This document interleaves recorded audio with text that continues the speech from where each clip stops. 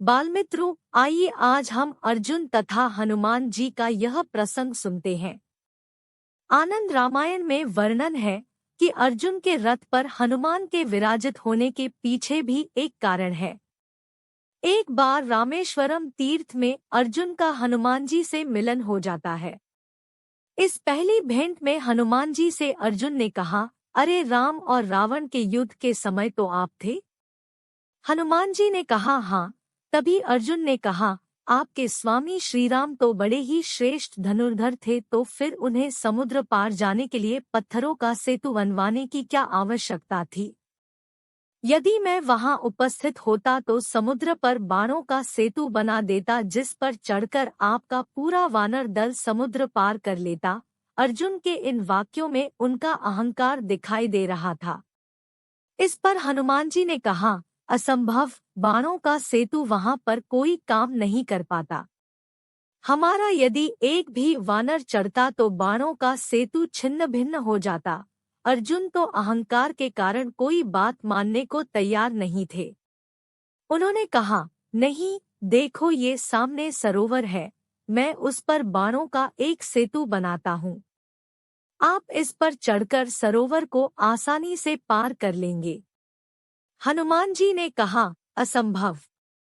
तब अर्जुन ने कहा, यदि आपके चलने से सेतु टूट जाएगा तो मैं अग्नि में प्रवेश कर जाऊंगा, और यदि नहीं टूटता है तो आपको अग्नि में प्रवेश करना पड़ेगा। हनुमान जी ने कहा, मुझे स्वीकार है। मेरे 2 चरण ही इसने झेल लिए तो मैं हार स्वीकार कर लूंगा। अर्जुन इस मुद्दे पर अहंकार से चूर थे तथा हनुमान को सीधी चुनौती दे रहे थे। अर्जुन ने अपनी कलाकारी दिखानी प्रारंभ की। अर्जुन ने कुछ ही समय में अपने प्रचंड बाणों से सरोवर पर एक मजबूत सेतु बना दिया। जब तक सेतु बन रहा था तब तक हनुमान जी का रूप लघु ही था, परंतु सेतु जैसे ही बन गया, हनुमान जी ने विराट रूप धारण कर लिया। हनुमान का विराट रूप अद्भुत था। अर्जुन बजरंग बली को हल्के में ले रहे थे। यद्यपि अर्जुन धनुर्विद्या में निपुण थे, तब भी उनमें अहंकार था। अहंकार सदैव चूर चूर हो जाता है। हनुमान जी राम का स्मरण करते हुए उस बाणों के सेतु पर चढ़ गए।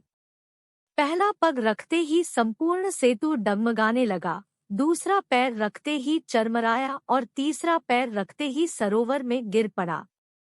तभी श्री हनुमान जी सेतु से नीचे उतर आए और अर्जुन से कहा कि अग्नि तैयार करो। अग्नि प्रज्वलित हुई और जैसे ही अर्जुन अग्नि में प्रवेश करने वाले थे, वैसे भगवान श्री कृष्ण प्रकट हो गए और बोले, ठहरो। तभी अर्जुन और हनुमान जी ने उन्हें प्रणाम किया। कृष्ण ने अर्जुन से पुनः पुल बनाने के लिए कहा और बोले, अब प्रभु श्रीराम की शरण में जाकर तथा उनका नाम लेकर पुल बनाओ। अर्जुन ने भगवान श्री कृष्ण जी की आज्ञा का पालन किया। अब हनुमान जी को उस पुल पर चलने के लिए कहा।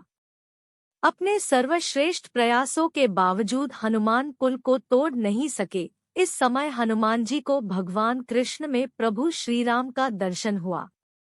उस समय हनुमान जी ने वचन दिया कि महाभारत के युद्ध में वह अर्जुन के रथ के ध्वज पर विराजमान रहेंगे और युद्ध में अर्जुन की सहायता करने का वचन दिया।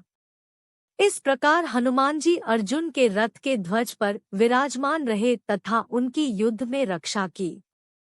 बालमित्रों, अब आप शरणागति का महत्व समझ ही गए होंगे। जब अर्जुन अहंकार त्याग कर शरणागत हुए, तब ही उस सरोवर पर सुदृढ़ पुल बना पाए।